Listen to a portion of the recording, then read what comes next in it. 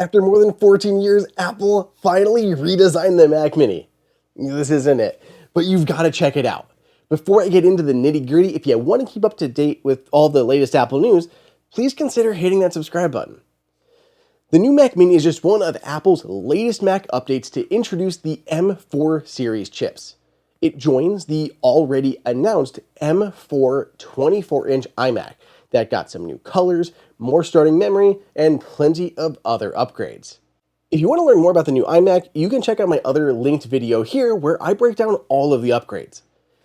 Apple has kept the existing Mac Mini design since 2010, and honestly before that too. It was still basically the same. It was just taller with different ports. Well, now we are getting a proper redesign with an incredibly compact puck that is larger than an Apple TV, but smaller than the Mac Studio or the older Mac Mini. It measures only 5 by 5 inches. This Apple TV 4K measures in at 3.66 by 3.66, so less than an inch and a half larger in both directions. It's honestly just adorable. I love it. It sounds weird, but I am super impressed with the cooling system that Apple's developed here. Being so small, you'd think there'd need to be like a lot of concessions, and maybe there will be. We'll see when we get one here in the studio. But Apple is using these lower rear-facing fans to bring up cool air from its environment, pull the heat away from all the components, and then expel that hot air out of the front. It is some incredibly cool engineering. The front has 2 USB-C ports, as well as a convenient headphone jack. I mean, where's that been for all this time? Like, this has always just been nothing. Nothing. It's so nice to be able to have those front-facing ports now.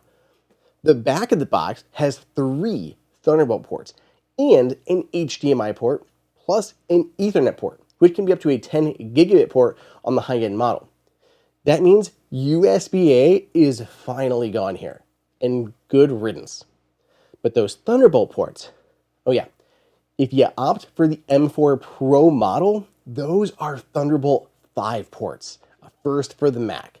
That's a massive 120 gigabits per second of bandwidth, significantly above the Thunderbolt 3 and Thunderbolt 4 bandwidth. Literally 3 times that bandwidth. Another thing that really excites me here is that Apple didn't opt for an external power supply. It's all contained in the body. The iMac, for example, uses an external brick, which also holds the Ethernet port.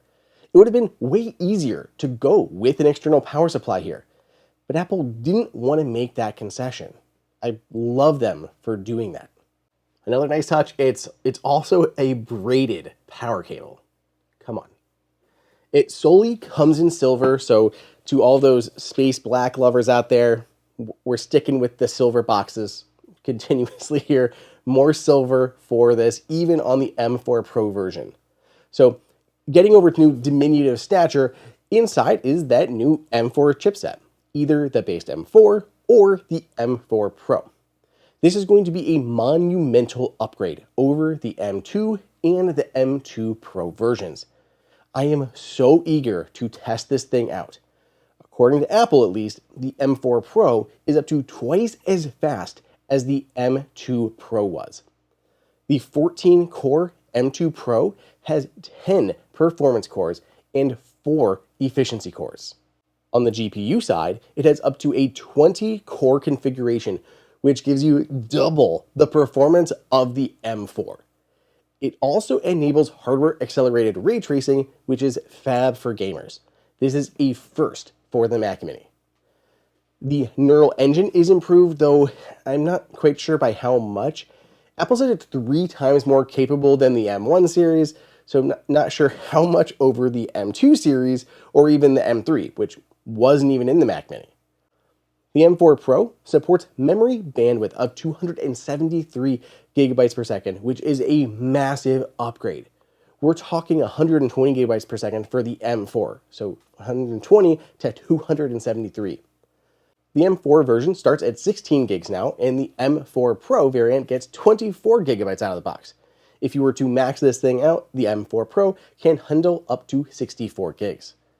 Storage goes to 2 terabytes on the M4 and 8 terabytes on the M4 Pro.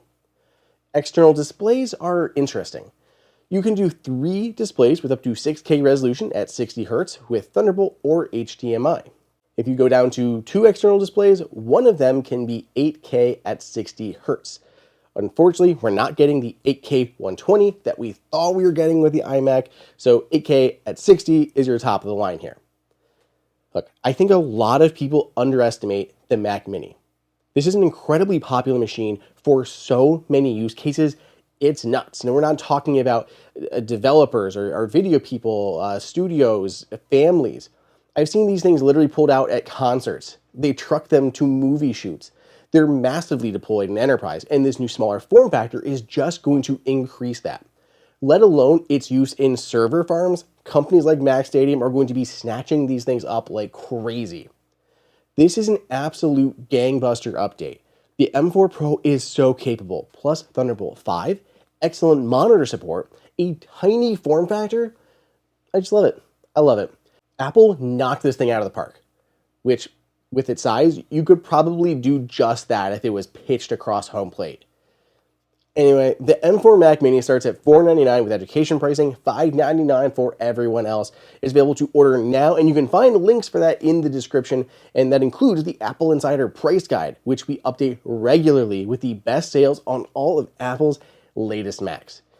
If you want, you can also pick up Apple's new accessories because, yes, they finally updated the Magic Keyboard, Magic Mouse, and Magic Trackpad with USB-C. Let me know what you think of the new Mac Mini down below in the comments. Otherwise, subscribe, and I'll catch you in the next video.